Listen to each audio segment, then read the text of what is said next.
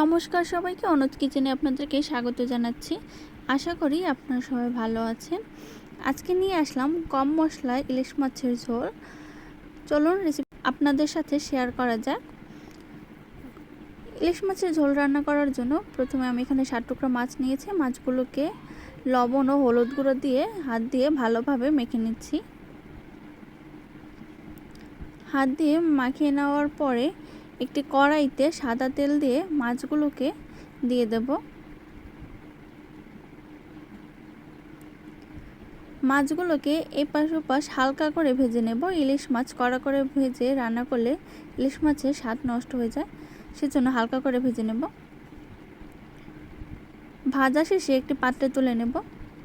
এরপর ওই তেলের মধ্যেই গোটা জিরে ফোড়ন দিয়ে দেব ও একটি মিশ্রণ তৈরি করে নেব। আমি এখানে কাঁচা জিরা ও কাঁচা মরিচ একসাথে বেটে নিয়েছি ও এর সাথে দিয়ে দিলাম 1 চামচ হলুদ গুঁড়া।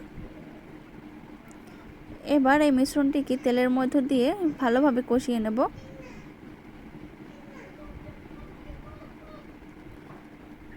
মশলাগুলো কষানো শেষ হলে আগে থেকে ভেজে রাখা ইলিশ মাছগুলোকে সুন্দর করে দিয়ে দেব।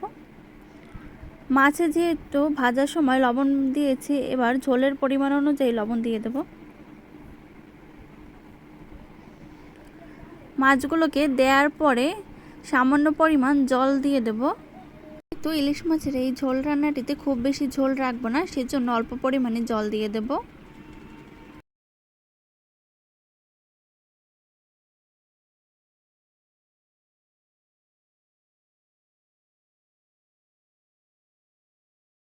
এবার একটি ঢাকনা দিয়ে ঢেকে 10-15 মিনিট মিডিয়াম আঁচে রান্না করব। ঢাকনা তুলে মাছগুলোকে উল্টে দেব। আবারও ঢাকনা দিয়ে ঢেকে আরও 5 মিনিট রান্না করব।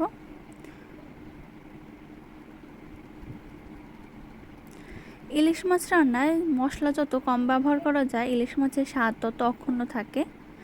সেজন্য কম মশলা দিয়ে ইলিশ মাছ রান্না করলে খেতে বেশি মজার হয়ে থাকে। ঢাকনা তুলে যখন ঝোলটা গায়ে মাখা মাখা হয়ে যাবে তখন নামিয়ে নিতে হবে। তৈরি হয়ে গেল ইলিশ মাছের কম মশলায় ঝোল। আশা করি আমার এই রান্নার ভিডিওটি আপনাদের কাছে ভালো লেগেছে। ভালো লাগলে অবশ্যই আমার চ্যানেলটিকে সাবস্ক্রাইব করে অনুজ কিচেনের পাশে থাকবেন। আর এতক্ষণ ধৈর্য ধরে ভিডিওটি দেখার জন্য আপনাদেরকে অসংখ্য ধন্যবাদ জানাচ্ছি। ধন্যবাদ অনুজ কিচেনের পাশে থাকার জন্য। আর নতুন নতুন ভিডিওটি পেতে অবশ্যই লাইক, কমেন্ট, শেয়ার করে অনুজ কিচেনের পাশে থাকবেন। ধন্যবাদ।